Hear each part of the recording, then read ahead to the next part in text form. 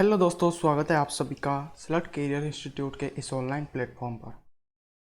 साथियों, आज के इस क्लास में हम MMUET, RUHS, एम्स और अदर नर्सिंग एग्जाम्स के बारे में मानव स्वास्थ्य तथा रोग चैप्टर नंबर 7 बायोलॉजी का इस चैप्टर के 30 मोस्ट एक्सपेक्टेड क्वेश्चन जो एग्जाम में पूछे जाते हैं और पूछे जाएंगे, उन क्वेश्चंस की चर्चा करने वाले हैं इस क्लास में। तो बिना समय गंवाए मैं क्लास को शुरू करने से पहले आपको बता दूं, ऑडियो वीडियो एवं एकदम क्लियर आ रही होगी और वीडियो को लाइक कर दीजिए, चैनल को सब्सक्राइब कर दीजिए और बेल आइकन को भी प्रेस कर दीजिए ताकि आपकी कोई भी क्लास मिस ना हो। साथियों, आज की इस वीडियो में हम सारे कॉन्सेप्ट क्लियर करने वाले हैं। एक एक क्वेश्चन एग्जाम की दृष्टि से इसमें शामिल किया गया है, वो सारे क्वेश्चन हम इस वीडियो में जानने वाले हैं, तो क्लास को लास्ट तक देखना। तो बिना देरी किए चलो शुरू करते हैं।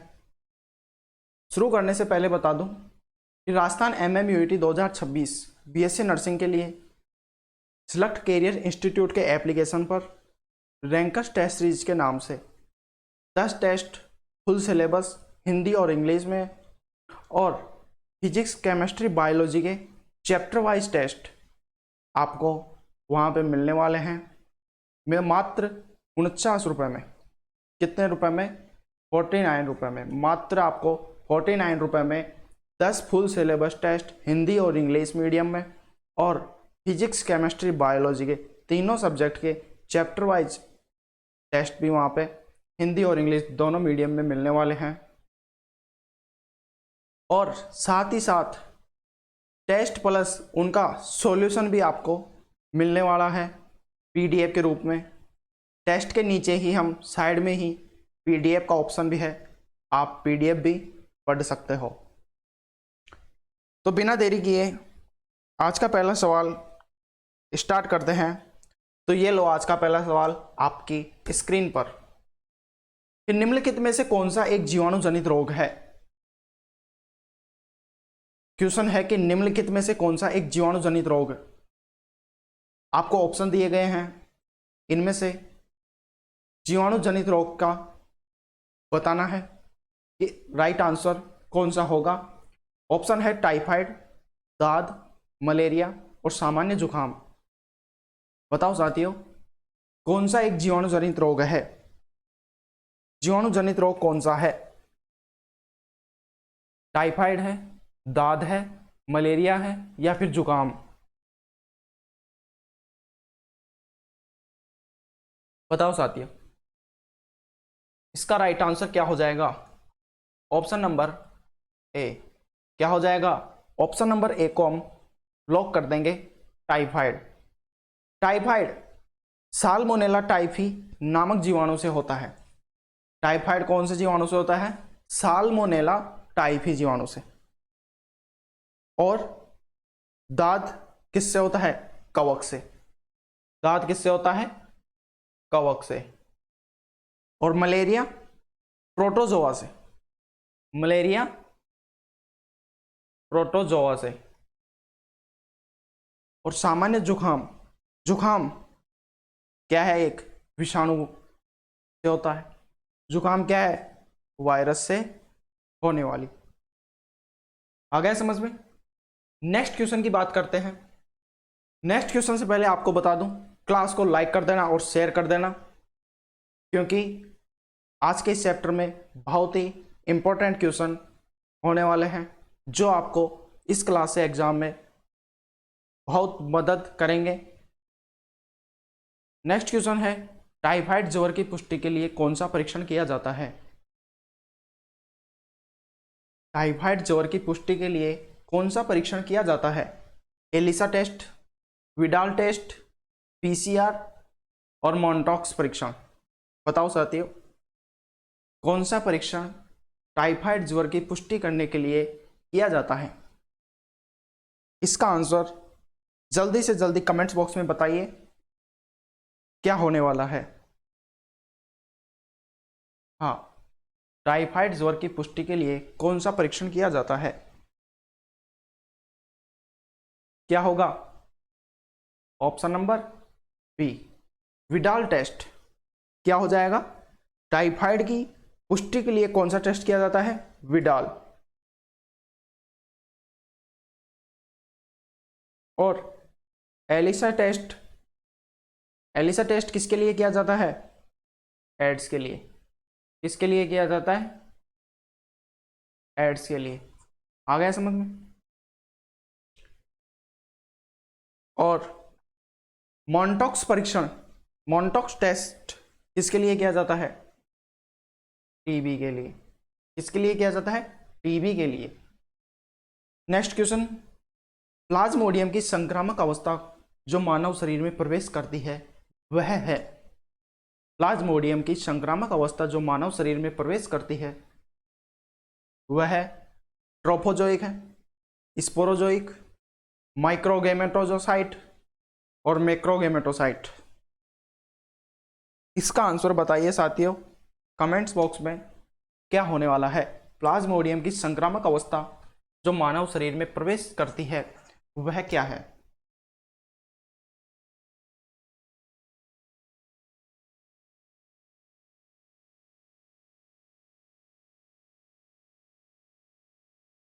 क्या होगा right answer? Option number B को लॉक कर देंगे, स्पोरोजोइट। नेक्स्ट क्वेश्चन, निम्नलिखित में से कौन सा रोग मादा एनाफ्लीज मच्छर के काटने से होता है? इसका आंसर तो सभी को पता है कि मादा एनाफ्लीज मच्छर के काटने से कौन सा रोग होता है? डेंगू, चिकनगुनिया, मलेरिया और फाइलेरिया। बताओ साथियों इसका आंसर जल्दी से कमेंट्स बॉक्स में बता दीजिए कि मादा एनाफ्लीज मच्छर के काटने से कौन सा रोग फैलता है? कौन सा रोग फैलता है? मलेरिया। राइट आंसर क्या हो जाएगा? ऑप्शन नंबर सी, मलेरिया मादा एनाफ्लीज मच्छर के काटने से फैलता है। और डेंगू और चिकनगुनिया, डेंगू और चिकनगुनिया मादा एडीज मच्छर से, और फाइलेरिया मादा क्यूलेक्स मच्छर से होता है। डेंगू और चिकनगुनिया, डेंगू और चिकनगुनिया कौन से मच्छर से होता है? मादा एडीज मच्छर से। और फाइलेरिया मादा क्यूलेक्स, मादा क्यूलेक्स मच्छर के काटने से फाइलेरिया रोग होता है। आ गया समझ में? नेक्स्ट क्वेश्चन, घातक मलेरिया किसके कारण होता है? मेलिग्नेंट मलेरिया किसके कारण होता है? ऑप्शन है आपके सामने, प्लाज्मोडियम वाइवेक्स, ऑप्शन बी है प्लाज्मोडियम मलेरिया, ऑप्शन सी है प्लाज्मोडियम फॉल्सिफेरम और ऑप्शन डी है प्लाज्मोडियम ओवेल। घातक मलेरिया किसके कारण होता है? इसका आंसर फटाफट से कमेंट्स बॉक्स में दीजिए।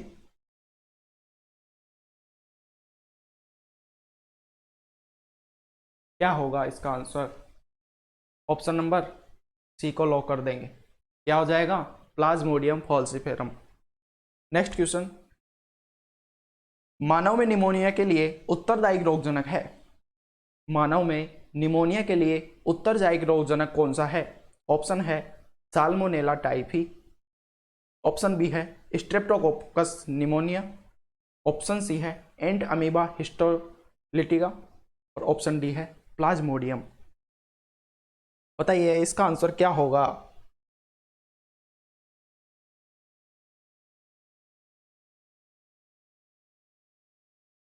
मानव में निमोनिया के लिए उत्तरदायी रोगजनक है, क्या होगा इसका आंसर? ऑप्शन नंबर बी को लॉक कर देंगे। क्या हो जाएगा? Streptococcus pneumonia. क्या हो जाएगा? Streptococcus pneumonia. नेक्स्ट क्वेश्चन है, हाथी पांव या फाइलेरिया रोग किसके कारण होता है? हाथी पांव या फाइलेरिया रोग किसके कारण होता है? एस्केरिस लुम्ब्रिकोइड्स के द्वारा, वुचेरिया ब्रेनकोप्टी द्वारा, एंट अमीबा और ट्राइकोफाइटोन। बताओ साथियों हाथी पांव या फाइलेरिया रोग किसके कारण होता है? Ascaris lumbricoides, Wuchereria bancrofti, Entamoeba और ट्राइकोफाइटोन।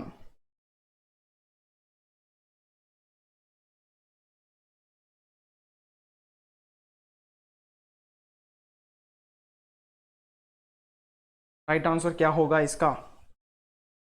ऑप्शन नंबर बी को लॉक कर देंगे। क्या हो जाएगा? Option number B, Wuchereria bancrofti. Next question, मनुष्य में दाद किसके कारण होता है? मनुष्य में रिंगवर्म किस जीवाणु के कारण, कवक के कारण होता है? जीवाणु, कवक, निमेटोड या विषाणु? किसके द्वारा होता है? मनुष्य में रिंगवर्म किसके कारण होता है?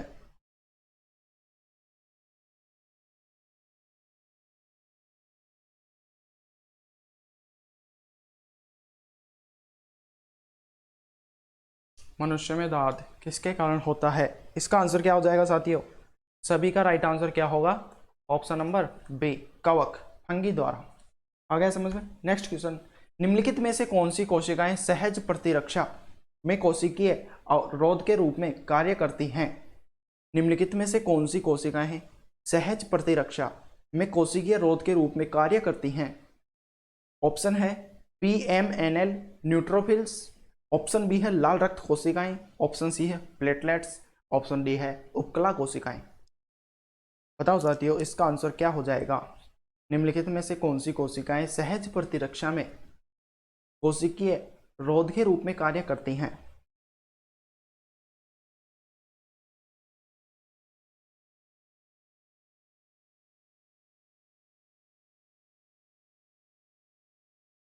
क्या होगा इसका आंसर? राइट आंसर क्या हो जाएगा? ए को लॉक कर देंगे, PMNL न्यूट्रोफिल्स। आ गया समझ में? नेक्स्ट क्वेश्चन, एंटीबॉडीज का उत्पादन किसके द्वारा किया जाता है? एंटीबॉडीज का उत्पादन किसके द्वारा किया जाता है? टी लिम्फोसाइट के द्वारा, बी लिम्फोसाइट, मैक्रोफेज, एरिथ्रोसाइट के द्वारा? क्या होगा इसका आंसर? एंटीबॉडी का उत्पादन किसके द्वारा किया जाता है? क्या हो जाएगा? ऑप्शन नंबर बी को लॉक कर देंगे, बी लिम्फोसाइट के द्वारा। बी लिम्फोसाइट रक्त में प्रोटीन की एक सेना उत्पन्न करते हैं। क्या करते हैं? बी लिम्फोसाइट रक्त में प्रोटीन की सेना उत्पन्न करते हैं जिन्हें एंटीबॉडीज कहा जाता है। क्या कहा जाता है? एंटीबॉडीज कहा जाता है।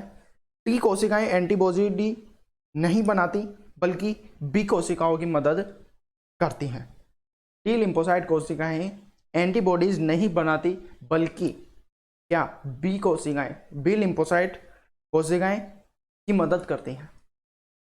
आ गए समझ में? नेक्स्ट क्वेश्चन, स्तनपान के शुरुआती दिनों में मां द्वारा स्रावित पीले रंग के तरल कोलेस्ट्रॉल में शिशु की रक्षा के लिए प्रचुर मात्रा में एंटीबॉडीज होते हैं। इनमें कौन सी एंटीबॉडी सबसे अधिक होती है? क्वेश्चन को अच्छे से पढ़ो कि स्तनपान के शुरुआती दिनों में मां द्वारा स्रावित पीले रंग के तरल कोलेस्ट्रॉल में शिशु की रक्षा के लिए प्रचुर मात्रा में एंटीबॉडी होते हैं। इनमें कौन सी एंटीबॉडी सबसे अधिक होती है? ऑप्शन है आपके सामने IgA, IgM, IgG और IgE। बताओ साथियों इसका आंसर क्या हो जाएगा?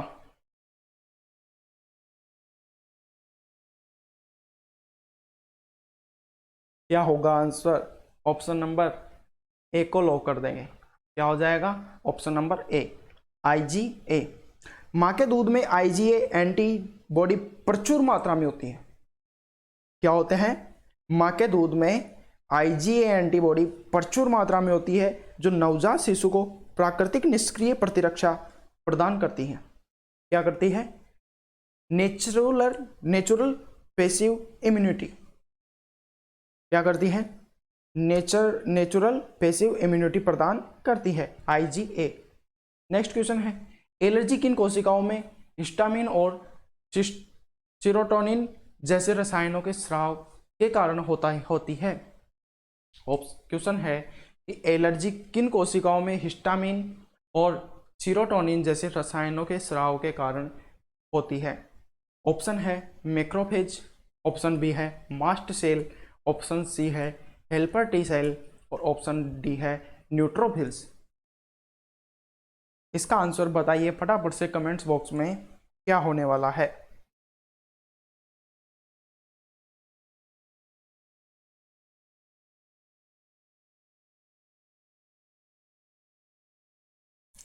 ऑप्शन राइट आंसर क्या होगा?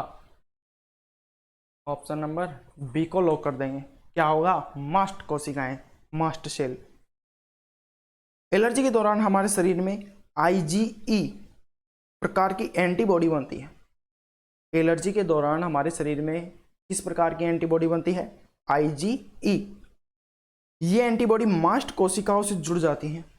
ये एंटीबॉडी क्या करती हैं? मास्ट कोशिकाओं से जुड़ जाती हैं, फिर जिससे वे हिस्टामिन और सीरोटोनिन जैसे रसायन छोड़ती हैं। हिस्टामिन और सीरोटोनिन जैसे रसायन छोड़ती हैं। आगे समझ में। नेक्स्ट क्वेश्चन, किस रोग में प्रतिरक्षा प्रणाली अपने ही शरीर की कोशिकाओं पर हमला करती है? किस रोग में प्रतिरक्षा प्रणाली अपने ही शरीर की कोशिकाओं पर हमला करती है? ऑप्शन है एड्स, रूमेटिड, आर्थराइट्स, टाइफाइड और मलेरिया। साथियों बताइए इसका आंसर क्या होगा? क्लास को लाइक कर दीजिए, चैनल को सब्सक्राइब कर लीजिए। ऐसी ही इम्पोर्टेंट ट्यूशन और ऐसे ही इम्पोर्टेंट क्लासें आपके लिए एग्जाम तक लाते रहेंगे बिल्कुल निःशुल्क इसी यूट्यूब चैनल पर। तो इसका आंसर बताइए साथियों।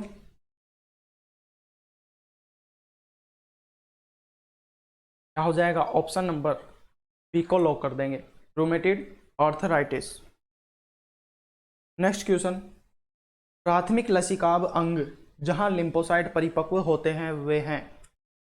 प्राथमिक लसीकाब अंग जहां लिम्फोसाइट परिपक्व होते हैं। प्लीहा और लसिका पर्व, अस्थिमज्जा और थाइमस, टॉन्सिल और पैर के पेच, अपेंडिक्स और थाइमस। आंसर क्या होगा?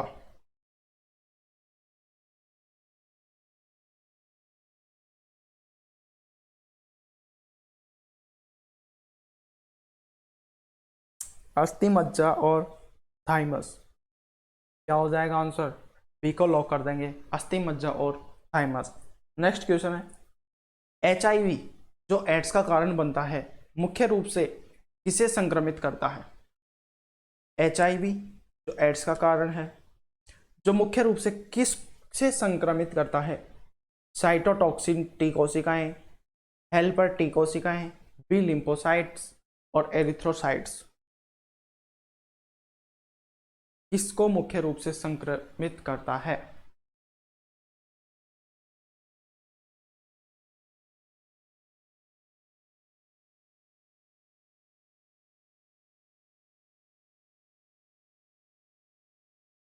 इसका आंसर क्या हो जाएगा? ऑप्शन नंबर बी, बी को लॉक कर देंगे, हेल्पर टी कोशिकाएं। क्या होगा? हेल्पर टी कोशिकाएं। एचआईवी मानव शरीर में प्रवेश करने के बाद मैक्रोफेज और हेल्पर टी लिम्फोसाइट पर हमला करता है। एचआईवी मानव शरीर में प्रवेश करने के बाद मैक्रोफेज और हेल्पर टी लिम्फोसाइट कोशिकाओं पर हमला करता है और उनकी संख्या कम कर देता है। क्या कर देता है? कम कर देता है, तो जिससे प्रतिरक्षा प्रणाली कमजोर हो जाती है। क्या होती है? प्रतिरक्षा प्रणाली कमजोर हो जाती है। नेक्स्ट क्वेश्चन, एचआईवी का आनुवांशिक पदार्थ है। ऑप्शन है एकल रज्जुक डीएनए, द्विरज्जुक डीएनए, एकल रज्जुक आरएनए और द्विरज्जुक आरएनए।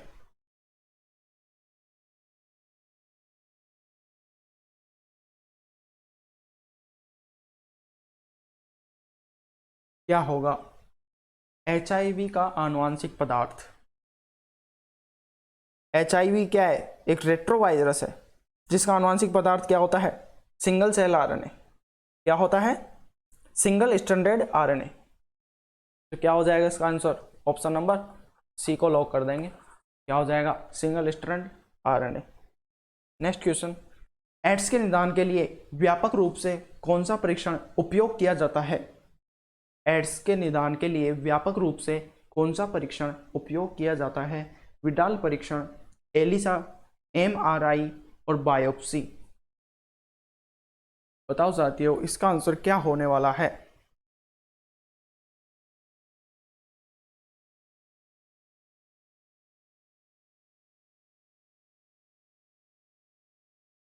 एड्स के निदान के लिए व्यापक रूप से कौन सा परीक्षण उपयोग किया जाता है? कौन सा उपयोग किया जाता है? एलिसा।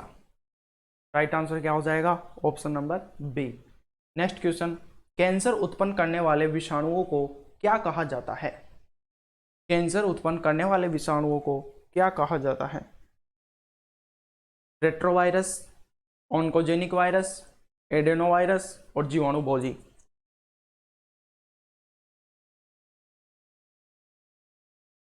क्या हो जाएगा इसका आंसर? ऑप्शन नंबर बी को लॉक कर देंगे, ऑन्कोजिन वायरस। क्या होगा? ऑन्कोजिन वायरस। कैंसर पैदा करने वाले विषाणुओं को ऑन्कोजिन वायरस कहते हैं। नेक्स्ट क्वेश्चन, शरीर के विभिन्न स्थानों में कैंसर कोशिकाओं के फैलने को क्या कहा जाता है? शरीर के विभिन्न स्थानों में कैंसर कोशिकाओं के फैलने को क्या कहा जाता है? मेटास्टोसिस, संपर्क संदमन, सुदम, अवरुद्ध और प्रसार। क्या कहा जाता है शरीर के विभिन्न स्थानों में कैंसर कोशिकाओं के फैलने को?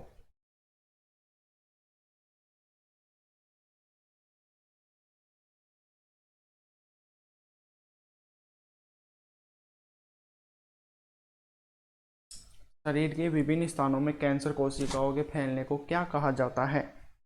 अच्छा, सबसे पहले तो इस क्वेश्चन में ये बताओ कि कैंसर कोशिकाओं में शरीर के अंदर किन हिस्सों में पहुंचता है, किससे पहुंचता है, किस माध्यम से पहुंचता है? कैंसर शरीर में अंगों तक किस माध्यम से पहुंचता है? तो किसके माध्यम से पहुंचता है? रक्त। क्या हो जाएगा? रक्त। और वहां पहुंचकर क्या बनाता है? ट्यूमर मेटास्टेसिस कहलाता है। यह घातक ट्यूमर का सबसे डरावना गुण है। और शरीर के विभिन्न स्थानों में कैंसर कोशिकाओं के फैलने को क्या कहा जाता है? मेटास्टेसिस।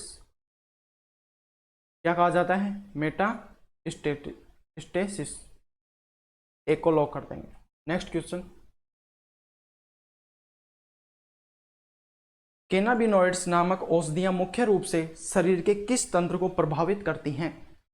कैनाबिनॉइड्स नामक औषधियां मुख्य रूप से शरीर के किन क्षेत्र को प्रभावित करती हैं? श्वसन तंत्र, हृदय वाहिका तंत्र, पाचन तंत्र और उत्सर्जन तंत्र।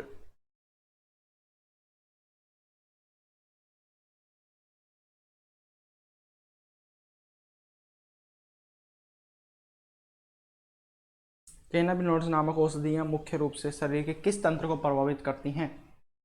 क्या होगा आंसर?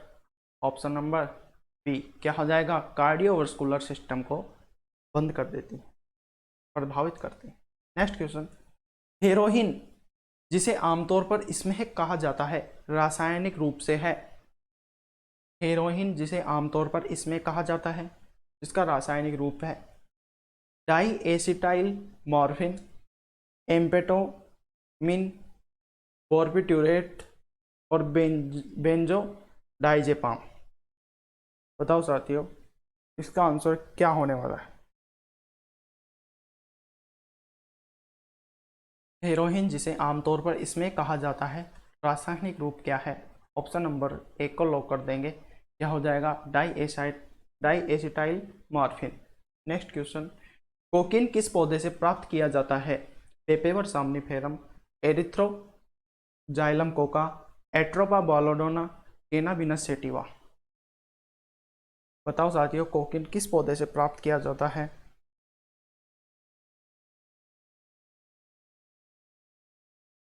कोकीन किस पौधे से प्राप्त किया जाता है? क्या हो जाएगा? ऑप्शन नंबर बी को लॉक कर देंगे। राइट आंसर क्या हो जाएगा? Erythroxylum Coca. Erythroxylum Coca cocaine दक्षिण अमेरिका पौधे से प्राप्त की जाती है। कोकीन दक्षिण अमेरिका के एरिथ्रोजाइलम कोका से प्राप्त की जाती है। यह तंत्रिका तंत्र को उत्तेजित करती है। क्या करती है? तंत्रिका तंत्र को उत्तेजित। नेक्स्ट क्वेश्चन, इस पौधे में मति भ्रम गुण होते हैं? धतूरा, तंबाकू, चाय और कॉफी। किस पौधे में मति भ्रम गुण होते हैं?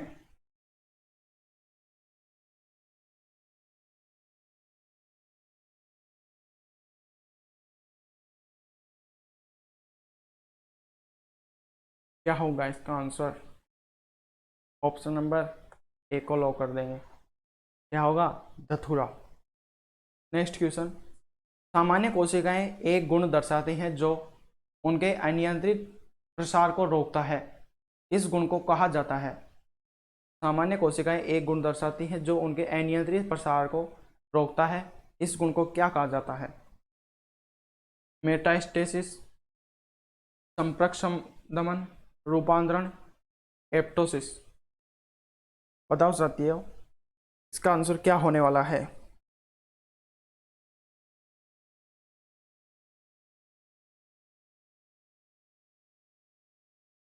सामान्य कोशिकाएं एक गुण दर्शाती है जो उनके अनियंत्रित प्रसार को रोकता है। इस गुण को क्या कहा जाता है? ऑप्शन नंबर बी को लॉक कर देंगे। संपर्क संदमन। अब संपर्क संदमन क्या होता है? सामान्य कोशिकाएं अन्य कोशिकाओं के संपर्क में आने पर अपनी वृद्धि रोक देती हैं। इस गुण को क्या कहते हैं? संपर्क संदमन। क्या होता है संपर्क संबंधन? सामान्य कोशिकाएं उन कोशिकाओं के संपर्क में आने पर अपनी वृद्धि रोक देती है। इस गुण को क्या कहते हैं? संदमन कहते हैं। नेक्स्ट क्वेश्चन, निम्नलिखित में से कौन सा स्वप्रतिरक्षा रोग नहीं है? Rheumatoid, arthritis, myasthenia gravis, type 1 मधुमेह और टाइफाइड। बताओ साथियों, इसका आंसर क्या होने वाला है?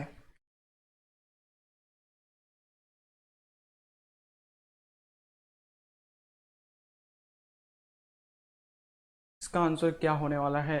निम्नलिखित में से कौन सा स्वप्रतिरक्षा रोग नहीं है? क्या होगा? ऑप्शन नंबर डी को लॉक कर देंगे। स्वप्रतिरक्षा रोग कौन सा नहीं है? टाइफाइड, रूमेटेड और मायोस्थेनियस ग्रेविस और टाइप 1 मधुमेह कौन से हैं? स्वप्रतिरक्षा रोग है।